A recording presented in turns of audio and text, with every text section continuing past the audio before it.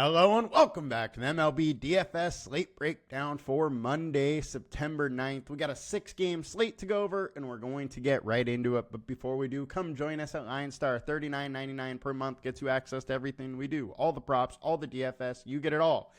If you want to try us out for a little cheaper, right down here on our pricing page, we have 4 different promo offers. If you are a new customer to Parlay Play, Sleeper, Underdog, Chalkboard, you can get up to 1 month free of LineStar.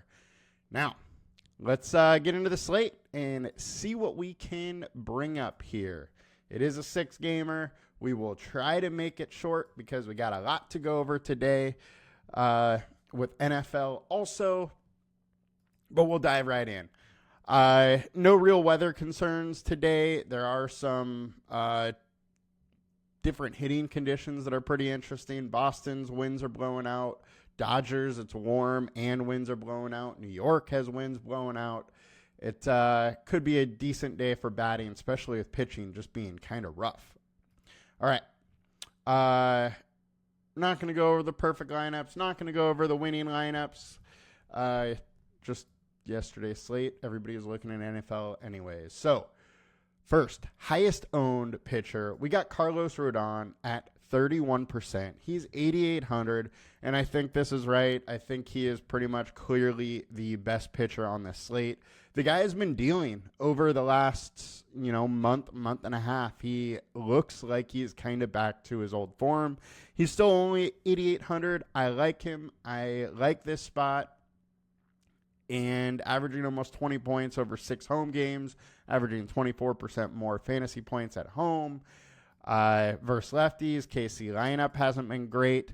They have a 204 ISO, though, so that is one thing over the last 20 games versus lefties that you got to be a little worried about that. Them hitting one out with the winds blowing out also. But as long as there's nobody on base, I don't think it's going to be a big deal. The BVP data is fine. I mean, he got wrecked in 2023, but everybody wrecked him then. Earlier this year, 7 innings, 1 earned run, only 3 Ks. But earlier this year, his K rate was way lower too.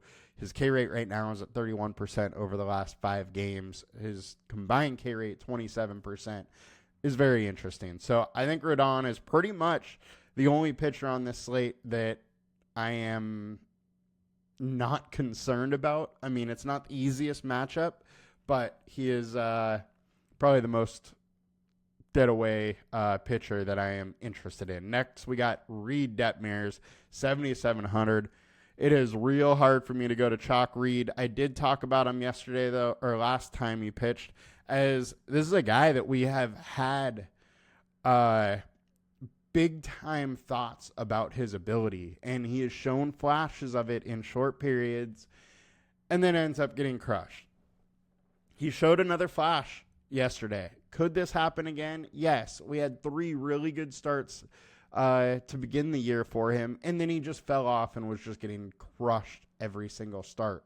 We have seen through his career he has, a couple good starts in a row and then falls back into being terrible.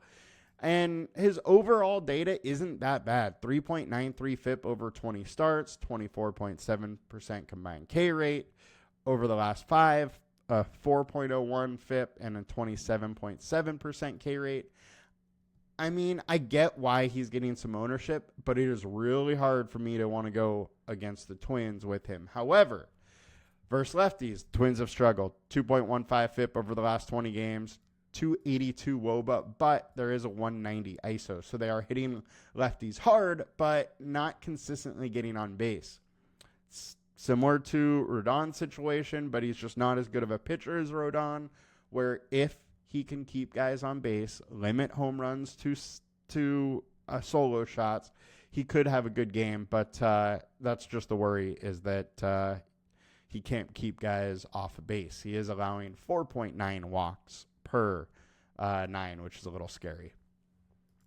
Joey Cantillo, I think he's definitely he should be probably the second highest owned guy. 6,200 isn't high enough. He got called back to start again. I do have some worry that he only went 18 pitches, his last time out, but that was a week and a half ago, 2 weeks ago. He was, the starter and going 80-ish pitches over the 4 starts before that. That last outing wasn't a start. So expecting him with the start that he should get, the full allotment of run. I don't see why he wouldn't. And it's versus the White Sox, who are terrible. So you're really just looking at White Sox versus him. He hasn't been good.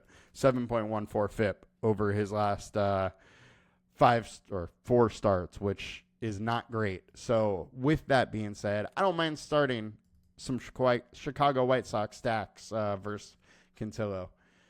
David Festa, he's my second favorite pitcher on this slate. 2.8 FIP over the last 5 starts, 3.82 over the last, over his starts for this year. K rate right around 29%. I think he is right around the same spot as Mr. Rodon. He is versus an offense that's worse. He's been solid, but we don't have a very big sample size on him. So I think him and Rodon are clearly the 1A, 1B options on this slate. Surprised that Festa isn't a little higher owned. I'm sure he will be throughout the day. Cade Pavich, 1.4x versus good old Boston. The only thing here is that Boston has very, very much struggled versus lefties. Pavich came out and pitched brilliantly last time out. He is a big-time prospect. Maybe he figured something out here. I'm a little interested in him. He's super cheap. He's going low-owned. Boston versus lefties is a good spot to target. We got a small slate on a DraftKings. You might as well take a couple chances. I mean, pitching is pretty rough. And with Festa and Rodon both probably being so high-owned, it gets you different. Walker Buehler's been terrible. I just can't go there in good hitting weather. Brady Singer versus the Yankees is a tough pill to swallow, but he is a very good pitcher, and he can, do well against good offenses. This guy has a 3.35 ERA on the year, 150 Ks and 158 innings. He's not bad. He just needs to miss the bats of Judge and Soto, and then he's off to a decent start there. So does it happen? I don't know. I mean, Yankees offense is tough. He struggled against them earlier in the year, but he did have good games last year and the year prior versus the Yankees. So I think there is a path. He's super low owned, but it's going to be a hard click because it's versus the Yankees. Brian Bello, Tyler McGill, Hendricks, none of them I'm really interested in. So let's get over to FanDuel, see what we got there for ownership. So our highest owned pitcher, Carlos Rodon, as he should be. And Reed Detmers is next. I don't really love Detmers in this spot at 7,700. But with that price tag, I'm at least interested in him going over Rodon. He is $2K less expensive, so there's definitely interest there. And Festa is probably my favorite. Going low-owned, cheaper than a Rodon, similar upside. I'm probably in on Festa in this spot. Gets you different, and you can then do whatever you want with bats. Now, get back over to DK, and let's look at some stacks. So, highest value stack, we got the White Sox versus Joey Cantillo. Totally on board with that. I think if you want to pay up for pitching, go Festa and Rodon. You can. You can sprinkle in a low-owned White Sox. Gives you a little bit of leverage. They're low-owned, gets you different. Can definitely do something like that to have some upside. Now, let's go to the highest-owned stacks. We got Cleveland. We're not sure who their pitcher is who they're going against yet, but White Sox bullpen is terrible. They've been terrible. They've only won 33 games on the season.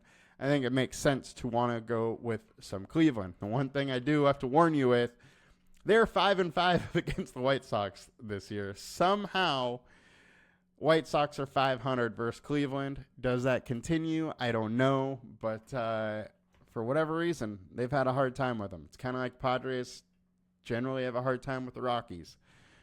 Dodgers going against Kyle Hendricks makes all the sense in the world to me that they are high owned. Hendricks is kind of hit or miss, but he can give up some big games, and Dodgers are a very good hitting team in good hitting weather today as well. Now, our highest projected stacks, we got Dodgers all over. No surprise there. Cubs also. I think Cubs are a great stack today. I don't believe in Walker Buehler. He's just been awful. And I don't mind trying to pick on him in really nice hitting weather as well.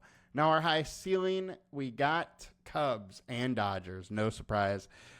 Game total of 10. The best hitting weather we have on today's slate. So I think there's a lot of things to go in their favor and like them both. Let's click the teams tab. So 5.5 implied total for the Dodgers is the highest. Then at 5.1, we got Boston and Cleveland.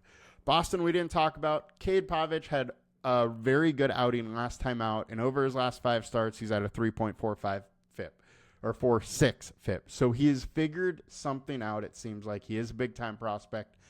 And because he's a lefty, I don't really want to try and stack Boston, but I'll probably have a little bit. Cleveland, Mets both make total sense for me. Mets are at 4.8. Yankees at 4.7. I really don't love the stack against Singer, but I might have a little bit, and I'm probably going to stick to more 2-3 game stacks or man stacks versus Singer. Cubs versus Walker Buehler. I love the spot. Minnesota versus Detmers. You're going to get leverage here, and I'm all in for that. Detmers allowing 45% hard contact, 39% average exit velocity. Minnesota hits the ball hard. It can get bad there easily. Baltimore versus Brian Bello. I'm in on. Bello has looked good lately, but we know he can give up big innings, and the bullpen behind him is terrible. And then Toronto. We don't want Taylor McGill, but they only have a 4.2 implied run total. So either Taylor McGill is going to be decent today, or this run total is way too low. So I don't mind going with some Toronto stacks are going to be low owned in this spot. I don't believe McGill is that good, and Toronto's been hitting decently lately. So there it is, guys. That'll do it for us today. You guys have a good one. Please like, comment, and subscribe. Remember, we need to keep getting those views for me to do these Monday and Thursday shows with NFL here. If the views aren't up, then we might just have to kind of stop doing the Monday, Thursday. But I want to do them as long as the contests stay decent on those days as well. You guys have a good one, and I'll be back tomorrow. Peace.